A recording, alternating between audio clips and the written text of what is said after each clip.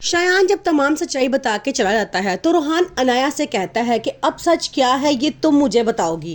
انایا بہت ڈر جاتی ہے اور رو رہی ہوتی ہے اور کہتی ہے کہ جس رات ہماری منگنی ہوئی تھی اسی دن کی صبح میرا شایان کے ساتھ نکاح ہو چکا تھا۔ روحان پوری طرح سے ٹوٹ جاتا ہے، وہ کبھی سوچ بھی نہیں سکتا کہ اس کے ساتھ اتنا بڑا دھوکہ ہوگا۔ اسد عائزہ سے سوال کرتا ہے اور کہتا ہے کہ تم مجھے بتاؤ کیا تم یہ ساری سچائی جانتی تھی؟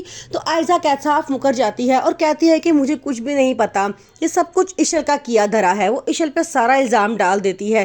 عشل بڑا پریشان ہو جاتی ہے، وہ انایا سے کہتی ہے کہ انایا تم بتاؤ سچ کیا ہے، تم چھپا کیوں رہی ہو، جو اصل بات ہے بتا دو۔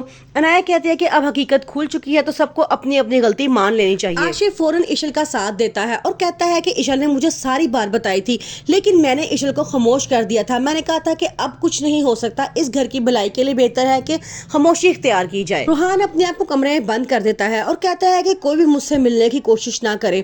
وہ بہت روتا ہے۔ دوسری طرف انایا کا رو کے برا حال ہو جاتا ہے۔ وہ عائزہ سے کہتی ہے کہ اس سب کی ذمہ دار اور قصوروار صرف آپ اکیلی ہی ہیں۔ وہ اسے دھمکی دیتی ہے اور کہتی ہے کہ عائزہ آپی، اگر میرا گھر برباد ہوا تو میں آپ کا گھر بھی بسا ہوا نہیں رہنے دوں گی، میں ساری حقیقت جا کے اسد بھائی کو بتا دوں گی، پھر آپ کہاں جائیں گی؟ عائزہ بڑی چلاکی سے اپنی جھوٹ کا تمام الزام عشل پہ ڈال دیتی ہے، لیکن وہ یہ بات نہیں جانتی کہ کتنی جلدی اس کا جھوٹ اس کی طرف ہی پلٹ کر واپس آ جائے گا۔ اب سب گھر والے بہت پریشان ہیں۔ وہ روحان کو حوصلہ دینے کی کوشش کرتے ہیں لیکن روحان کہتا ہے کہ اس نے میری زندگی برباد کر دی ہے، اس کو چاہیے تھا کہ تمام حقیقت مجھے شادی سے پہلے ہی بتا دیتی، لیکن یہ خاموش رہی۔ یہ خاموش رہی کیا، اس کے ساتھ اس کی بہن عائزہ آپی بھی خاموش رہی۔ عائزہ آپی کو چاہیے تھا کہ وہ ہمیں ساری سچائی کا بتا دیتی۔ عائزہ جو ہمیشہ اپنی چال بازیوں اور چالاکیوں کی وجہ سب کو اپنی باتوں میں لے کر آتی رہی ہے، لیکن اس بار وقت کا چکر ایسا چلا ہے کہ وہ خود ہی اپنی چالاکیوں میں پھنس کر رہ گئی ہے۔ اب اسد کے ساتھ ساتھ کوئی بھی اس پہ اعتبار کرنے کو تیار نہیں ہے۔ وہ کہتے ہیں کہ پاپا نے تمہیں گھر کا بڑا بنایا تھا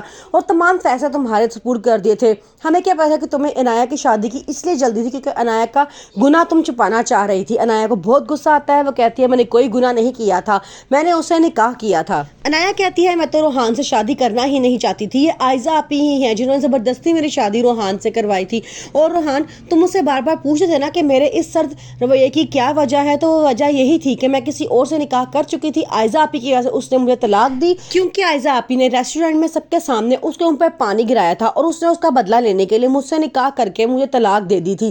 پھر اس کے بعد عائزہ آپی اپنا جرم چھپانے کے لیے میری شادی تمہارے سے کر دی تاکہ ان کا اپنا گھر بسا رہے، چاہے کسی اور کی دنیا برباد کیوں نہ ہو جائے۔